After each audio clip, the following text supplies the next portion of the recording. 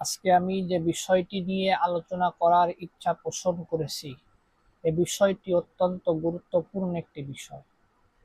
আপনারা সম্প্রতি লক্ষ্য করেছেন যে স্বরাষ্ট্রমন্ত্রী সংসদে বাংলাদেশ জামাতে ইসলামী তারা যে ইসলামিক দল নয় এ কথা প্রমাণের লক্ষ্যে বিভিন্ন দলিল প্রমাণাদি তিনি সংসদে উপস্থাপন করে তিনি বুঝাতে চেয়েছেন যে বাংলাদেশ জামাত ইসলামী এটা ইসলামিক দল নয়।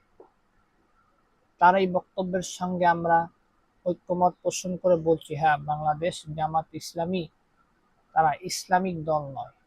আহলে সুন্নাত ওয়াল জামাতের আকীদা বিশ্বাসের সঙ্গে তাদের আকীদা বিশ্বাসের সাংঘর্ষিকতা এটা বিদ্যমান। যেমন দুই একটা তিনি উপস্থাপন করার চেষ্টা করেছেন যে আহলে সুন্নাত ওয়াল জামাত তারা সাহাবীদেরকে মেয়ারে হক, সত্যের মাপকাঠি বলে বিশ্বাস করে, কিন্তু জামাত ইসলামের প্রতিষ্ঠাতা বাংলাদেশ জামাত ইসলামের অনুসারী বৃন্দ যাকে অনুসরণ করত এবং করে সৈয়দ আবুল আলা মওদুদী, তার লেখনীর মধ্যে এ কথা স্পষ্টভাবে পরিলক্ষিত হয়। তিনি সাহাবীদেরকে মেয়ারে হক অর্থাৎ সত্যের মাপকাঠি হিসাবে তিনি বিশ্বাস করতেন না।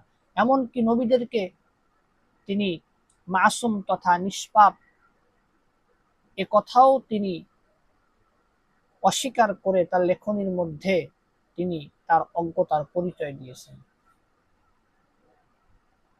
তো এই আকীদা বিশ্বাস যদি কোনো মুসলমান লালন করে যে নবীরাও গুনাহ করেছে, আল্লাহ তাদের দ্বারা গুনাহ করিয়েছেন, তাহলে নিঃসন্দেহে তার ঈমান চলে যাবে, এর মধ্যে কোনো সন্দেহ নাই। এবং সাহাবায়ে কেরাম যে মেয়ারে হক এটা কোরআন এবং সুন্নাতে রাসূল তথা হাদিস দ্বারা স্বীকৃত, যেটি স্বয়ং রাসূলে কারীম বর্ণনা করে গিয়েছে। তো এই বিষয়ে দলিল প্রমাণাদি আমি উপস্থাপন করব না, এটা আমি নিষ্প্রয়োজন মনে করি। এই বিষয়ে বিজ্ঞ উলামায়ে কেরাম তারা দলিল প্রমাণাদির মাধ্যমে তাদেরকে বুঝাতে চেয়েছেন যে তাদের এই মতাদর্শ অজ্ঞতাপূর্ণ এবং ধৃষ্টতাপূর্ণ একটি মতাদর্শ। তো আপনারা বলবেন যে বর্তমানে বাংলাদেশ জামাত ইসলামীর যে অনুসারী বৃন্দ রয়েছে তাদের বক্তব্য থেকে তো আমরা কথা স্পষ্টভাবে শুনতে পেয়েছি যে আপনাদের পক্ষ থেকে তাদের উপর উত্থাপিত যে আপত্তি, এই আপত্তির নিরসন তারা করেছে। তারা স্বীকার করেছে যে আমরা সাহাবায়ে কেরামদেরকে মেয়ারে হক এটা বিশ্বাস করি, নবীগণকে মাসুম এটা বিশ্বাস করি, এটা তো স্বীকার করেছে। হ্যাঁ, এটা স্বীকার করেছে। এটি দেওবন্দি উলামায়ে কেরাম অর্থাৎ কওমি উলামায়ে কেরামের অবদানে তাদের এই ভ্রান্ত আকীদা বিশ্বাস সম্পর্কে তারা অবগত লাভ করতে পেরেছে। এটি দেওবন্দি উলামায়ে কেরামের একটি অবদান তাদের প্রতি। কিন্তু আমাদের প্রতিক্রিয়া হলো ওইখানে, আজও পর্যন্ত তাদের বক্তব্যের মধ্যে এ কথা আমরা শ্রবণ করিনি যে তাদের অনুসরণীয় যে সৈয়দ আবুল আলা মওদুদী তিনি যে সাহাবীদেরকে মেয়ারে হক তথা হকের মাপকাঠি নন, এই বক্তব্য, এই মতাদর্শ তিনি প্রদান করেছিলেন এবং রসুলদেরকে নিষ্পাপ, রসুল্লাহ যে মাসুম গুনাহমুক্ত, এই কথা, এই লিখনী, এই মতাদর্শ যে তিনি প্রকাশ করেছিলেন, এই অভিব্যক্তি যে তিনি প্রকাশ করেছিলেন, এটি অত্যন্ত ঘৃণিত এবং অজ্ঞতাপূর্ণ একটি মতাদর্শ এবং অভিব্যক্তি। এ কথা কিন্তু তারা স্বীকার করে কথা বলেনি আজও পর্যন্ত।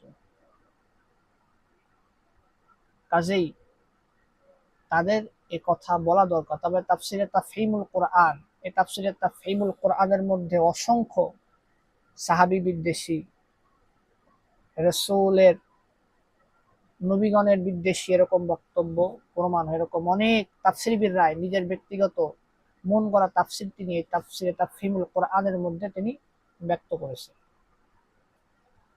তো এই জন্য আমার দাবি হলো আপনাদের কাছে যে এটা যে আপনার এই কথা স্বীকার করুন যে আপনাদের যে প্রতিষ্ঠাতা সৈয়দ আবুল আলা মওদুদী তার এই বক্তব্য অত্যন্ত ঘৃণাত্মক বক্তব্য এবং এই বক্তব্যের সঙ্গে আমাদের কোনো সামঞ্জস্যতা নাই।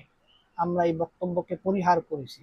যদি কথা আপনারা স্বীকার করেন তাহলেই আপনাদেরকে জামাতে ইসলামী বলে আখ্যায়িত করা 100%-এর মধ্যে সবেমাত্র 1% এটা পরিপূর্ণ হবে, বাকি 99% এখন অবশিষ্ট থেকেই যাবে। কারণ আপনাদের যে বর্তমান যেই সর্বোচ্চ নেতা রয়েছে ডক্টর শফিকুর রহমান, তার যে বক্তব্য, এই বক্তব্যগুলো বিশ্লেষণ করলে দেখা যায় যে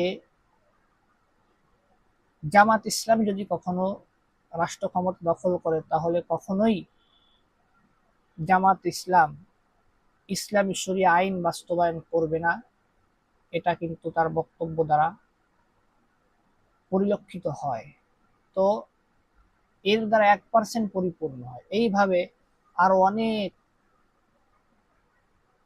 বিষয় রয়েছে যে বিষয়গুলো একে একে আপনারা স্বীকার করলে, শুধরে গেলে আপনাদেরকে পূর্ণাঙ্গ 100 মার্ক দিয়ে আপনাদের একটি ইসলামিক দল বলে বাংলাদেশের ধর্মপ্রাণ মুসলমান স্বীকৃতি দান করবে, এর আগে নয়।